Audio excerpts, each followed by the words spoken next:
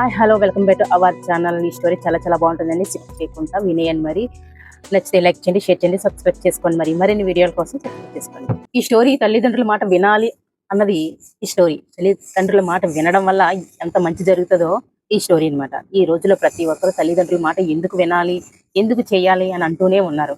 పాటించడం లేదు, వినడం లేదు.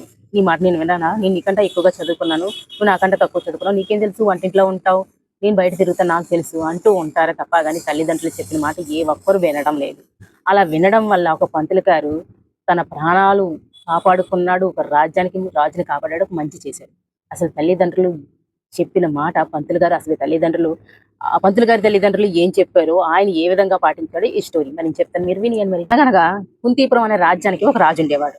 ఆ రాజుకి ఒక ముసలి పంతులు సలహాదారులుగా ఉండేవాడు. ఏం చెయ్యాలన్న సలహాలు ఇస్తూ ఉండేవాడు. రాజుగారు బయటకు వెళ్ళాలన్న ముహూర్తం పెట్టి సలహాలు ఇచ్చినవాడు. ఏం చేయాలని, అది చేయాలని, ఇచ్చిన ప్రతి ఒక్కటి పంతులు గారు ఆయన చెప్పందే అడుగు కూడా పెట్టేవాడు. ఆయన చెప్పందే నిద్ర కూడా లేచేవాడు. అంతటి పంతులు గారు మాట వింటూ రాజ్యాన్ని పరిపాలించే ఒక రాజు, యువరాజు అన్నమాట. ఒక కుర్రవాడు అనమాట.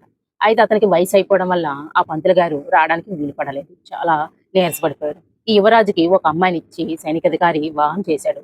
పెళ్ళి అయితే ఆ పంతులు గారు రాలేదని చెప్పేసి ఈ యువరాజు, అదే ఈ వయసులో ఉన్న రాజు, ఆ పంతులు గారిని సంప్రదించడానికని చూడడానికని వెళ్ళాడు. వెళ్ళి పంతులు గారిని ఎలా ఉన్నారండి, ఏంటండి, కుశల ప్రశ్నలు అన్ని అడిగి రాణిని ఇంటికి పంపించేసి కాసేపు అక్కడే ఉన్నాడు. అప్పుడు ఆ ముసలి పంతులు గారు ఏంటన్నాడు, నాయన, నీకు సలహాదారుడిగా నా బదులుగా నా కుమారుని నీ దగ్గర నియమిస్తున్నాను. నాకు వయసు అయిపోయింది, నేను ఉదయం నుంచి సాయంత్రం వరకు మీ దగ్గర నేను ఉండలేను, ఆయాసం వచ్చేస్తుంది, కాళ్ళు పిక్కేస్తున్నాయి, ఇంకా నేను ముసలివాడిని అయిపోయాను కదా. నా కుమారుడు నాకంటా తెలివైన వాడు, నీకు ఇంకా మంచి మంచి సలహాలు ఇస్తూ నీకు ముందుకి నడిపిస్తాడు నాయన, తనని నీ దగ్గర పెట్టుకో అని చెప్పేసి ఆ యువరాజుకి చెప్పి తను కూడా సరే అని చెప్పేసి ఒప్పుకున్నాడు. వెంటనే ఆ ముసలి పంతులు తన కుమారుని పిలిచి చెవులో 3 విషయాలు చెప్పాడు. ఆ 3 విషయాలు చెప్పి పంతులు గారిని రాజుగారి దగ్గరికి పంపించాడు. ఇంకా రాజుగారు తను ఒకే వయసు కదా, చాలా ఫ్రెండ్స్ లా ఉంటూ రాజ్యాన్ని ఎంతో మంచిగా పరిపాలిస్తూ చాలా కలిసి మెలిసి తిరుగుతూ వాళ్ళిద్దరూ రాజెవరో పంతులు ఎవరో తెలుసుకోలేనంత ఇదిగా చాలా అన్యోన్యంగా ఉండేవారు. ఉంటే ఒకరోజు రాజుగారు, శేషాద్రి, నువ్వు నాతో పాటు రా, అంతపురంలో ఏమన్నా ఉంటావు, అలా అదే వేటకి వెళ్దాము, వేట చూసినట్టు ఉంటది, నీకు కాలక్షేపం అవుతుంది, నాకు కూడా కాలక్షేపం అవుతుంది, మన మంది మానుగులంతో పాటు అంటే తను కూడా పంతులు గారు కూడా శేషాద్రి ఒప్పుకున్నాడు. కొన్ని వాళ్ళతో పాటు గుడారాలు వేసేవాళ్ళు, వంటలు చేసేవాళ్ళు, వాటిని మోసేవాళ్ళు, నీళ్లు పెట్టేవాళ్ళు అంటూ రాజుగారితో పాటు బెటాలియన్ ఎలాగా బయలుదేరుతుంది. ఆ బయలుదేరడంతో పాటే ఈ శర్మ శేషాద్రి ముందే చెప్పాడు, రాజుగారు ఉదయాన్నే మనం బయలుదేరుతున్నప్పుడు తూర్పు గాలిలో వీచడం వల్ల మనకు చలేస్తుంది, మీరు కంబళాయి పట్టుకోండి అని చెప్పేసి ఈ శేషాద్రి చెప్పాడు. కానీ రాజుగారు మర్చిపోయారు. కొంత దూరం వెళ్ళిన తర్వాత ఈ రాజుగారు, శేషాద్రి, నువ్వు చెప్పింది నిజమే, చలి బాగా వేస్తుంది అయ్యా, నేను తట్టుకోలేకపోతున్నాను, నువ్వు వెనకెళ్ళి కంబలు తీసుకురా నాయన, తీసుకురా అని చెప్పేసి, ఫ్రెండ్స్ కదా అని చెప్పాడు. సరే రాజుగారు, మీరు చెప్పారు కదా అని చెప్పేసి ఈ శేషాద్రి గుర్రం మీద వచ్చి మళ్ళీ కంబలు తీసుకోవడానికి వచ్చాడు. వాళ్ళ నాన్నగారు ఒక 3 మంచి విషయాల్లో ఒక మంచి విషయం చెప్పాడు. ఒకటి ఏంటంటే, భార్యాభర్తలు ఉన్న గదిలోకి నువ్వు పొరపాటుని కూడా తొంగి చూడకు, వెళ్ళరాదు అని చెప్పేశాను. వెంటనే ఆ మాట గుర్తొచ్చి బయటే ఆ బయటే ఉంటూ డోర్ కొట్టి కంబలడిగాడు. కంబలడిగితే ఒక బలమైన చెయ్యి, మగవాడి చెయ్యి లోపలికి లాగింది. లాగితే తను భయపడిపోయి తన చెయ్యి విదిల్చుకొని కంబాలు తీసుకొని పరుగు రాజుగారికి కంబలిచ్చేశాడు. ఆ రోజంతా సాయంత్రం వరకు యుద్ధం చేసి, అది యుద్ధం కాదు, ఆ యానిమల్స్‌తో యుద్ధం, జంతువులతో యుద్ధం చేసి పట్టుకొని అట్లా కొన్ని చంపేసి వాటిని ఇంటికి మోసి తెచ్చుకున్నారు. రాజులంటే మాంసాహారులే కదా, తింటారు కదా. జింకలని, దుప్పులని, ఇంకేటేటో కుందేళ్ళని అవి వేటాడుకొని అవి తెచ్చుకున్నారన్నమాట.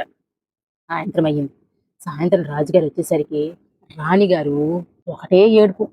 జుట్టు పీకేసుకొని, బట్టలయ్యి చిందరవందర చేసేసుకొని ఇంక అంతఃపురం అంతా అల్లకల్లోలంగా ఉంది. ఏంటంటే, తిరిగి వచ్చిన పంతులు గారు రాణిగారిని బలవత్కారం చెయ్యబోయాడని చెప్పేసి ఆరోపించింది. ఆ పంతులు గారు యుద్ధానంతరం తన ఇంటికి తను వెళ్ళిపోయాడు. ఈ విషయం అంతా తనకి తెలీదు. రాజుగారు అంతఃపురానికి వచ్చేసరికి ఈ విషయం అందరూ చెప్పడం మొదలుపెట్టారు. అవునంటే అవును, చెలికత్తెలు కూడా అవునని, అలాగే రాణిగారు కూడా అవునని. రాణిగారు చెప్తే ఇంకా రాజుగారు నమ్మకుంటుంటారా? అవురా, ఎంత పని చేశాడు ఈ పంతులు, నేనేమో కంబలు తెమ్మంటే నా రాణి మీద చెయ్యేస్తాడా అని చెప్పేసి వెంటనే శిక్షించాలని ఆలోచన వచ్చింది. కానీ తన పరువు పోతుంది. ఒక రాణి మీద ఒక సామాన్యుడు పంతులు చెయ్యి వేశాడంటే అది ఎంత అవమానకరం కదా. అందుకని ఆలోచించి ఏం చేయాలని చెప్పేసి తనని ఎలాగైనా శిక్షించాలి. అడగలేడు. ఎంత పని చేసావని అడగలేడు అని చెప్పేసి ఏం చేయాలో తెలియక ఆ రోజంతా ఆలోచించి మరుసటి రోజున ఈ శేషాద్రిని పిలిపించి, శేషాద్రి, నేను ఫలానా ఒక ప్లేస్ లోని ఒక సైనికాధికారిని ఒక పని చెప్పాను. రాజుగారు చెప్పిన పని అయిందా అడిగిరా అని చెప్పేసి పంపించు. ఉదయాన్నే ఎళ్లి అడిగిరా అని చెప్పేసి. ఈ లోపలే సైనికాధికారికి నీకు రేపు నీ దగ్గరికి ఎవరైతే రాజుగారి పని అయిందా అని అడుగుతారో వారి శిరస్సు వెంటనే ఖండించేయి అని చెప్పేసి ఆ సైనికాధికారికి చెప్పి పంపించాడనమాట. ఈ శర్మకి ఇలా చెప్పాడు కదా పని అయిందా లేదా అడిగి రమ్మని శేషాద్రికి. అయితే ఆహ్, వెళ్దాం అనుకున్నాడు. బయలుదేరాడు. ఉదయాన్నే బయలుదేరాడు. బయలుదేరి ఇలా బయటకొస్తూ ఉంటే, ఆ పక్కనే ఉన్న కోమట్లాయన, "ఏమండి పంతులు గారండి, మీకోసం 2 రోజుల నుంచి తిరుగుతున్నాను. ఈ రోజు మా ఇంట్లో సత్యనారాయణ స్వామి వ్రతం పెట్టుకున్నామండి. మీరొచ్చి ఆ పూజ ఏదో కార్యక్రమం చేస్తే కొంచెం బాగుంటదండి" అని చెప్పేసి ఆ షావుకారు బతిమిలాడగా, వెంటనే ఆళ్ళ నాన్నగారు చెప్పింది గుర్తుకొచ్చింది. అదే వాళ్ళ నాన్నగారు చెప్పిన రెండో మంచి పని. ఏటంటే, ఏదైనా దైవ కార్యం ఎదురు పడినప్పుడు, నువ్వు రాజకార్యాన్నైనా పక్కన పెట్టి, దైవ కార్యాన్ని నువ్వు చెయ్యి. అని చెప్పేసి వాళ్ళ నాన్నగారు చెప్పారు. అది రెండో మంచి మాటనమాట. చెప్పేసేసరికి సరే అని చెప్పేసి ఆ రోజు పూజ చేసి, పునస్కారాలు చేసి అంటే వ్రతం అంటే ఎలా లేదన్నా 2, 3 గంటలు పడతది. ఈ లోపులోనే రాజుగారి దగ్గరికి తన వేరే సలహాదారుడు వచ్చి, తన ప్రసన్నజిత్తుడు వచ్చి, "రాజుగారండి ఇంత పనయిందేటండి? పంతులు గారు ఇలా చేస్తారని నేను అనుకోలేదండి" అని అనగానే వెంటనే రాజు, "అవునవును నేనదే చూస్తున్నాను" అని చెప్పేసి రాజు అక్కడేదో జరిగిపోయింది, ఏదో అయిపోయింది ఆ పంతులు గారిని, ఆ సైనికాధికారి తల శిరస్సు ఖండించాడని చెప్పేసి అనుకోని, సరే అయితే ప్రసన్నచిత్త, నేను అక్కడ ఒక సైనికాధికారిని పెట్టాను. తన దగ్గరికెళ్ళి రాజుగారు చెప్పిన పని అయిందా లేదా అని కనుక్కొని రా అని చెప్పేసి. కనుక్కొని రా అంటే ఆల్రెడీ పంతులు గారు వెళ్ళిపోయి ఉంటాడు. అక్కడ పని అయిపోయి ఉంటది అని చెప్పేసి అనుకోని కనుక్కొని రమ్మన్నాడు. కానీ పని అయిందో లేదో తెలీదు. ప్రసన్నజిత్తుడు వెళ్ళాడు కదా! ఇలా అడగగానే వెంటనే నరికేసి ఆ తాళాన్ని తీసుకొని వచ్చాడు. ఎక్కడికి రాజుగారి దగ్గరికి. ఆ సైనికాధికారి. చూసి రాజు ఆశ్చర్యపోయాడు. వెంటనే ఆ వెనువెంటనే ఆ పంతులు గారు వచ్చారు. పంతులు గారంటే, "శేషాద్రి నువ్వు వెళ్ళలేదా అక్కడికి? ఆ పని అయ్యిందో లేదో కనుక్కొని రమ్మన్నాను కదా!"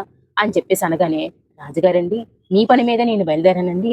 మా అమ్మగారు, మా నాన్నగారు నాకు చెప్పిన 3 మంచి విషయాల్లో ఒక మంచి విషయం గుర్తొచ్చిందండి. అందుకనే మీ పని పక్కన పెట్టి ఆ పని చేయాల్సొచ్చింది" అని చెప్పేసి. "ఇంత మంచివాడివి ఇంత పని ఎలా చేశావు శేషాద్రి" అని చెప్పేసి అనగానే, శేషాద్రికే తెలీదు అసలు ఏం జరిగిందో. ఇలా, "ఏంటి మహారాజా" అనగానే, "మీ నాన్నగారు చెప్పిన మంచి పని ఏంటి అంటే, దైవకార్యం ఎదురైనప్పుడు రాజకార్యాన్ని పక్కన పెట్టి దైవకార్యాన్ని చేయమన్నాడు. అందుకే నేను దైవకార్యం చేయడానికని సత్యనారాయణ స్వామి వ్రతం చేయడానికని నేనెళ్ళాను" అని చెప్పేసి అనగానే, "నువ్వు ఇంత మంచివాడివి ఈ చెడ్డ పని ఎలా చేశావు శేషాద్రి" అని చెప్పేసి అనగానే, జరిగిందంతా రాజుగారు చెప్పారు. "అదేంటి మహారాజా ఇలా నిన్న సాయంత్రం నేను మీ అంతఃపురంలోకి వచ్చినప్పుడు మా నాన్నగారు చెప్పారు. ఎప్పుడు ఆలుమగల పడకటి గదిలోకి తొంగైనా, ఒంగైనా చూడకూడదని" అని చెప్పేసి అనగానే నేను బయట నుంచి కంబలు తీసుకొనొచ్చాను. కంబలు తీసుకునేటప్పుడు ఒక బలమైన మగవాడి చెయ్యి నన్ను లోపలికి లాగాలని ప్రయత్నించింది. కానీ నేను విదిలించుకొని ఆ కంబలు పట్టుకొని మీ దగ్గరికొచ్చాను అని చెప్పేసి అనగానే, "ఈ విషయం నాకెందుకు చెప్పలేదు శేషాద్రి" అని చెప్పేసి అనగానే, "లేదు మహారాజా మా నాన్నగారు ఇంకో మంచి మాట కూడా చెప్పారు. రాజభవనంలో జరిగిన ఏ విషయమైనా చెప్పకూడదు. ఏ రహస్యమని ఏం జరిగినా సరే అది బయటికి చెప్పకూడదని చెప్పారు మహారాజా. అందుకే నేను అక్కడ ఏం జరిగినది మీకు చెప్పలేదు మహారాజా" అని చెప్పగానే వెంటనే రాజు ఆలోచనలో పడ్డాడు. అంటే అదే అంతఃపురంలో, అంతఃపురం అంటే ఆడవాళ్ళే ఉంటారు. అంతఃపురంలో ఒక మగవాడా అని చెప్పేసి ఆలోచించడం మొదలుపెట్టాడు. మొదలుపెట్టి రాజుగారు, పంతులు గారు బలాత్కరించిన విషయం ఎవ్వరికీ తెలీదు. కానీ ప్రసన్నజిత్తుడు మాత్రమే అడిగాడు. అంటే ఈ ప్రసన్నజిత్తుడు, రాణిగారు కలిసి ఈ రాజుగారిని ముట్టడించడానికి అంటే పన్నాగం పన్నారనమాట. అక్కడే రాజుగారికి అర్థమైంది. అర్థమయ్య ఓహో! అంటే తను వారి నాన్నగారు చేసిన అమ్మాయి కాదు. పంతులు గారి సలహాతో చేసుకున్న అమ్మాయి కాదు. ఈ ప్రసన్నజిత్తుడు ఈ పంతులు గారు లేని సమయంలోని ఒక అమ్మాయిని తెచ్చి రాజుగారికి వివాహం చేశారు. వివాహం చేశారు. అంటే ఆ అమ్మాయి ప్రసన్నజిత్తుడు కలిసి ఈ రాజుగారిని ముట్టడించి తను హతమార్చి ఆ సింహాసనాన్ని వారు పొందాలని చెప్పేసి పన్నాగం పన్నారని రాజుకి అర్థమైంది. అంటే ప్రసన్నజిత్తుడు అడగడం వల్ల తను ఎళ్ళడం వల్ల తన ప్రాణాలు కోల్పోయాడు.